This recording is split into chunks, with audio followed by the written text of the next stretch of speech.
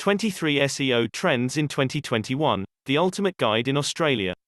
Intro. For our 23 SEO Trends in 2021, we're going to start with user intent and increasing clicks as two major factors this year.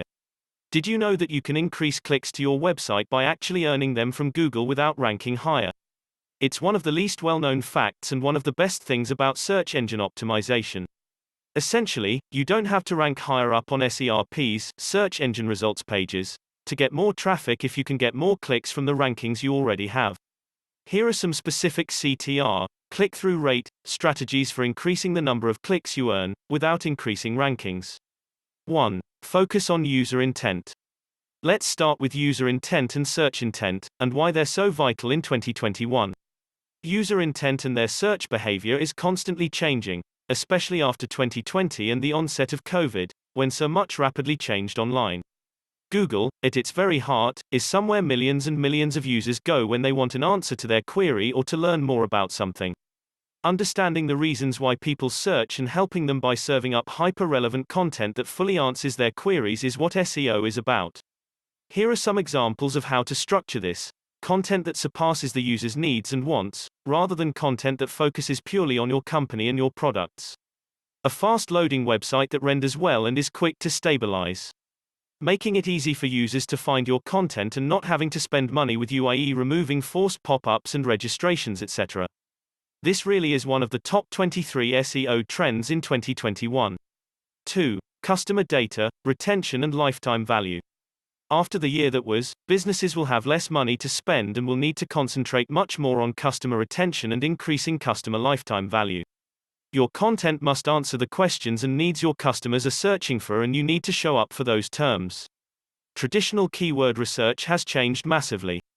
Those businesses who understand their customer best and provide them with highly relevant content are going to thrive compared to those who serve up less relevant answers, as Google will always provide alternative entities who understand their needs better. 3. Meta descriptions. Here's one of the best known and oldest SEO values: optimizing the meta descriptions.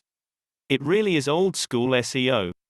However, a recent study showed that 30% of websites don't even use meta descriptions. You might think that's incredible in 2021, but another study shows that 70% of the time, Google itself will rewrite the meta description, usually because the site's not using the keywords that the user is searching for. If you write a well-constructed and catchy meta description, it will most likely entice users to click. This means using keyword-rich descriptions that people are realistically searching for, so when Google displays your meta description, it's actively encouraging those clicks and writing your meta description marketing content for you. 4. Numbers in titles. As well as meta descriptions, take a look at your titles. Studies show that when dates are added to titles, it increased rankings for a particular brand. Numbers are generally something that should always be tested in title tags, and they usually produce fairly consistent results. Especially adding dates to title tags, this is nearly always a good idea. However, don't use spammy tactics when doing it. For example, don't include it if it doesn't make sense or doesn't look right. If you can include a number, though, it will most likely increase your click-through rate for any given search query. 5. Favicon optimization. Favicons are surprising in that they weren't mentioned much in 2020. Google displays favicons in mobile search results, and they can influence your click-through rate if they're high contrast and if they stand out. Utilizing a good favicon can make a couple of percentage points difference, which may not sound like much, but it does make a difference if it's executed well and is on brand. 6. Breadcrumb optimization. In addition to optimizing your favicons, you should take a look at breadcrumb optimization. Google exhibits breadcrumbs in both desktop and mobile search results. Those displayed can be keyword-rich breadcrumbs, which can influence your click-through rates. Google retrieves the breadcrumbs from a diverse number of sources. It could be from your URL, your schema markup, or the actual breadcrumbs on your page.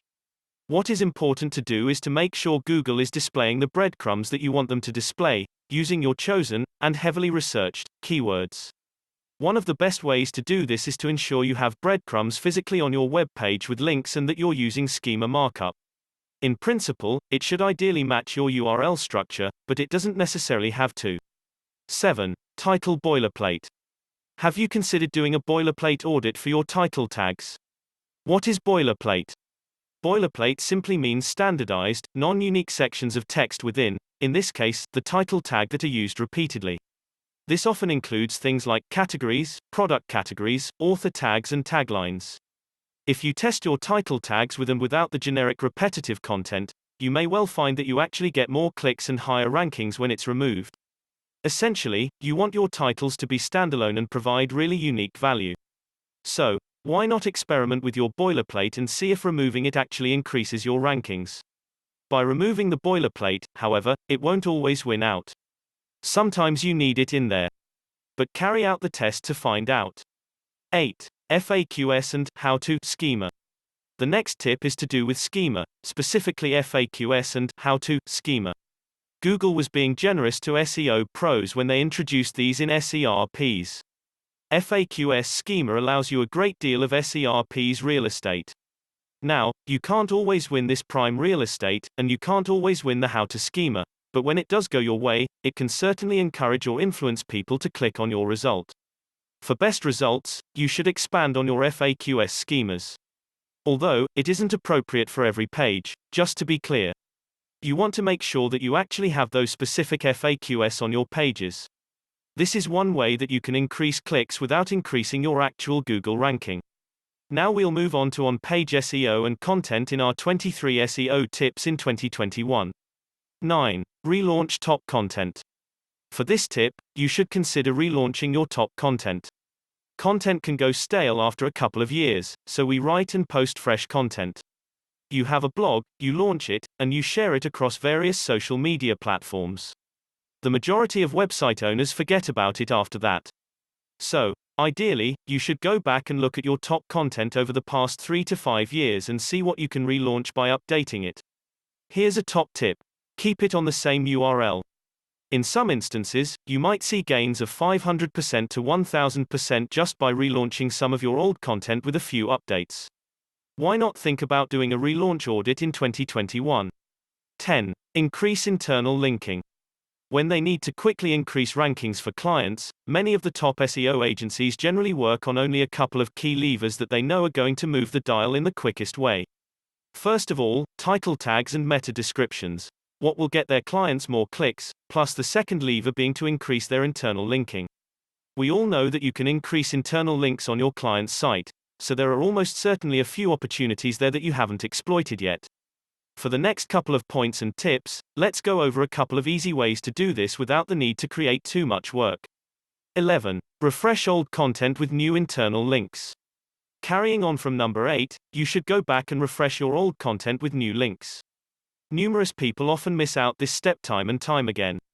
When you create a new blog post or publish a new piece of content for a service page, make sure you go back and update your old content with the links to those new pages, posts.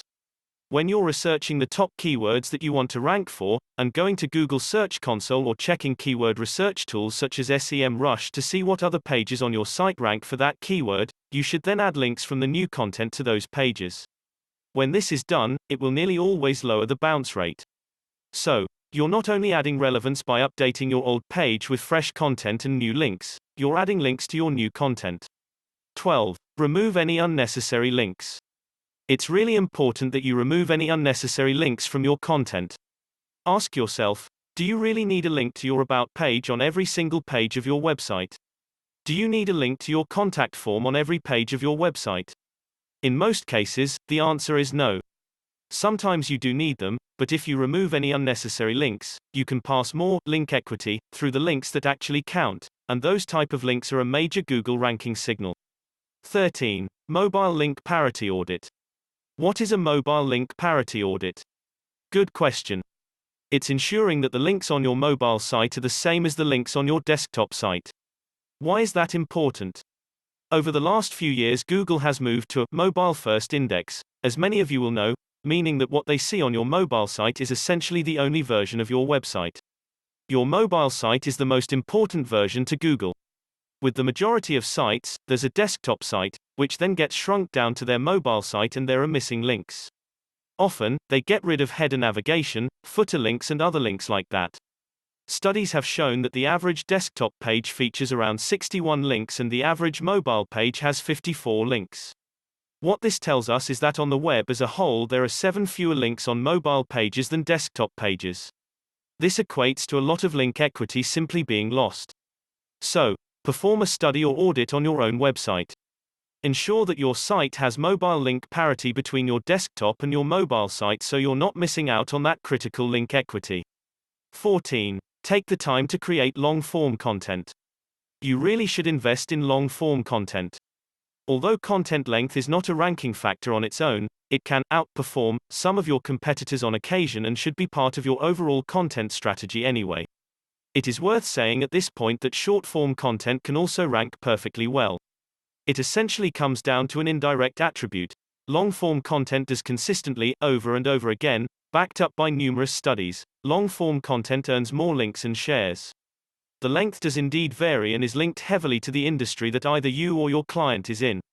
Long-form content also generally tends to rank higher in Google search results when tested against its short-form variant. Over and above, long-form content essentially helps get you to where you want to be when we're talking about SEO ranking potential. 15. Increase number of headings. When you're following the long-form content tip, make sure you do this as well. Use more headings. What I mean here is your H2 and H3 tags. Your content should be sectioned off with strong, attention-grabbing, keyword-rich header tags. For what purpose? Research shows that you can rank for a higher number of featured snippets with the more header tags that you have, H2s, H3s. However, it's important to note that you should only ever have one H1 heading. This is your page's main heading title. How many does depend on how long your content piece is, too. On average, sites with 12 to 13 H2s and H3s tend to rank for the most featured snippets compared to those who only have 2 to 3 header tags. So, make sure you break up your content with header tags in the appropriate spots. Additionally, it adds contextual relevance as well as making it easier for the user to read. Do this and your content should benefit from some increased ranking potential. 16. Leverage topic clusters. Leveraging topic clusters also falls as part of your overarching content strategy. Instead of just publishing one piece of content, ensure you write multiple pieces of content around the same subject area and link those together. If you link them cleverly, you will likely increase engagement, as people are reading the different articles and your chances of being shared or liked goes up. In addition to leveraging topic clusters, it's best to insert intelligently sourced contextual inner links as well. 17. Bring content out of tabs. Bring your content out of tabs. If you have content that is structured as drop-downs or you have to click to reveal the content, numerous studies have shown that content that's brought out of tabs and brought into the main body, so people don't have to click to discover it, generally performs much better than content that's hidden away in tabs.